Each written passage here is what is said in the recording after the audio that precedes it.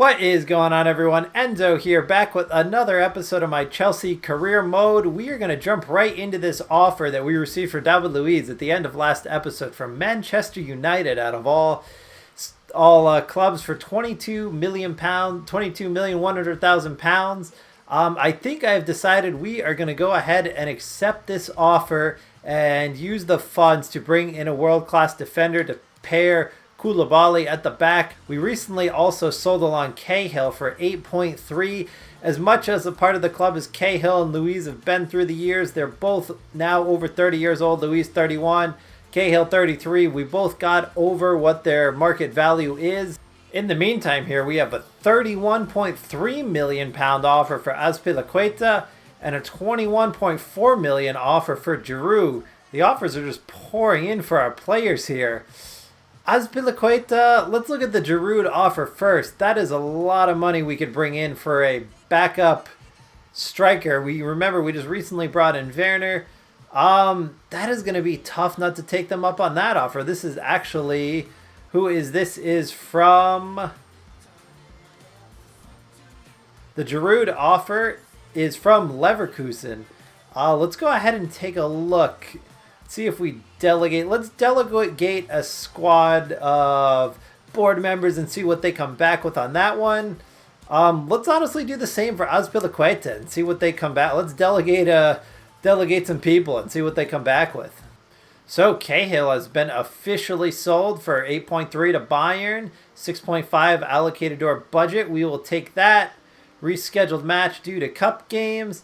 Azpilicueta, Barca have agreed at £35 million for Azpilicueta. Now, Azpilicueta is rated, I think, about 80. It could actually be all the way up to 87 in our team right now. I don't know if it's going to be really worth it to sell him on, especially as he is the captain of our team. I think we're probably going to end up turning that one down. I don't want to change the core of the team too much. I know people get mad about that, so I don't want to change up the team too much. I think we're going to let that sit for now. Fabregas, we're going to have to sign him on a one-year contract. So, as we can see here, Luiz has been officially sold over to United. That is fascinating. 22.1 in the end, 18.5 allocated to our budget. So, after those sales have gone through, our total transfer is about £88 million, give or take, depending on the wage budget. But that is just an enormous sum. We should be able to bring in a world-class player for that total. So our current squad, the quote-unquote A team, is Hazard, Werner, Asensio, Willian, Azpilicueta, Koulibaly, Rudiger, Alonso, Jorginho, Kante, and Kepa. So if we look at who is definitely staying, our first names on the team sheet, Werner is obviously going to stay there. We just bought him. Asensio is going to be the number 10. Hazard, Jorginho, and Kante are definitely staying. So those five aren't going to change. Koulibaly will obviously be staying, and Kepa will obviously be staying. In terms of changes, I think the best options are going to be a center back to pair Koulibaly. Possibly, although Azpilicueta is rated 87 overall, he doesn't really play that well out on the right. You know what? I never really looked at this, but I just realized his position is actually technically a center back in the game. Maybe we could just pair Azpilicueta with Koulibaly and then bring in a world-class right wing back type. Maybe we can do that. Or bring in I keep talking about it almost every episode, but I really wanted to bring in an inverted winger to counteract Hazard on that opposite side, to be able to cut in on the left foot on that opposite side of the pitch. And as I've mentioned, Willian is older than you would think. He's 30 years old, even though for whatever reason he seems younger than that to me. We definitely have some thinking to do here. Let me go search around in the transfer market. So, as you guys can see, I have a number of ideas here. One idea that I really like, that I kind of just thought of on the spot, was bringing in Antoine Griezmann and having him play as an inverted right winger alongside Asensio and Hazard with Werner up front. I think that would be just absolutely sick. Or even have Griezmann can even play as the number 10 and then move Asensio out to the right wing. Could do either of those scenarios. I think that would be a lot of fun to make that happen. Sane, I threw him on there, even though he doesn't come in off the right, really. Let's go back. Even though Sane doesn't really come in on the right, I feel like I can use him like that in the game. He is listed as a right winger. Salah, I was just thinking of world-class right-sided players, right winger type of players. So I was just throwing them all kind of on here and then going to kind of go through. I don't think we're going to do that just because he's so synonymous with Liverpool at the moment. Dybala, same with Juve, but how cool would that be to bring him in and stick him out? Or even put him as the number 10. Same thing, and put Asensio out on the right wing.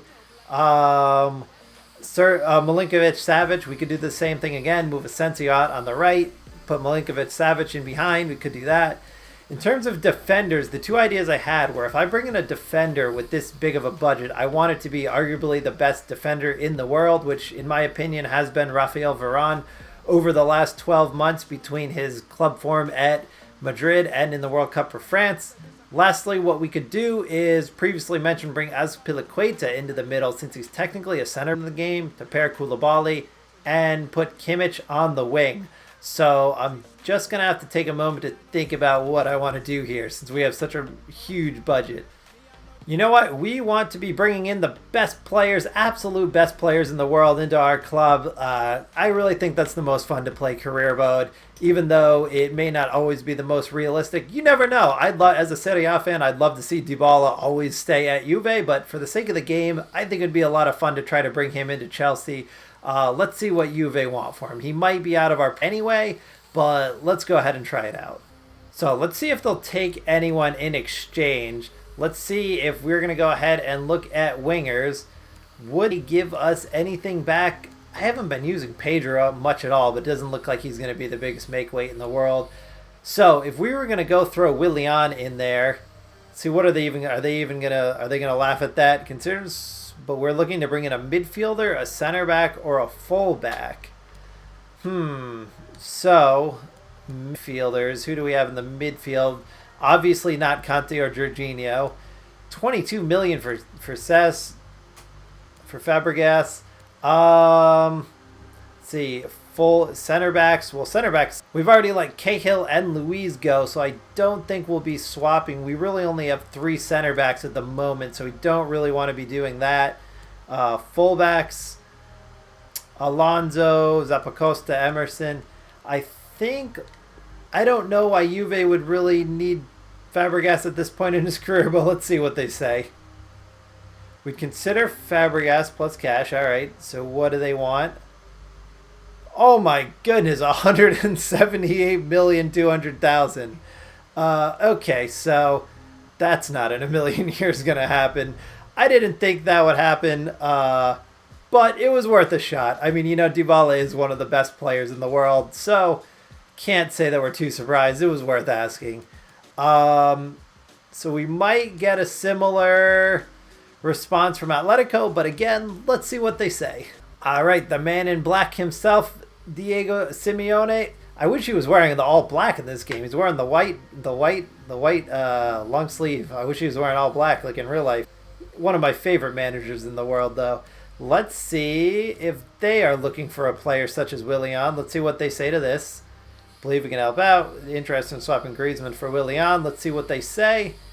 We consider it, but we're looking to bring a striker, a fullback, or a midfielder. Okay, so maybe is Giroud on the table? Let's see what they do for Giroud. Let's see if they want Giroud at all. Any interest for Giroud? We'd only in a player plus cash. Okay, again, 131 million pounds. Okay, well, that's not going to happen either. All right, not having much luck here at all. Let's see. So we're going to have to back this down a little bit here. You know what? Milinkovic-Savic is such an absolute beast. Having a little bit of a down year, but let's see what they want for him. I think if Griezmann and Dybala were that absurd of a price, I think we're going to have similar results with Salah. What is his market value? I don't see it here, but I think we'd have similar results in that vein. Same with Sane, probably. Let's go in for Milinkovic-Savic and see what Lazio want for him. All right, so one more time, let's do a player swap. Let's see if they'll take Willian once again. See what Lazio, if they want Willian, they'd consider it. 70.820. That's not bad, actually. This might be our most realistic chance. Let's go ahead and counter that. Let's propose a new fee. Let's go in at 62.5 and see what they come back with.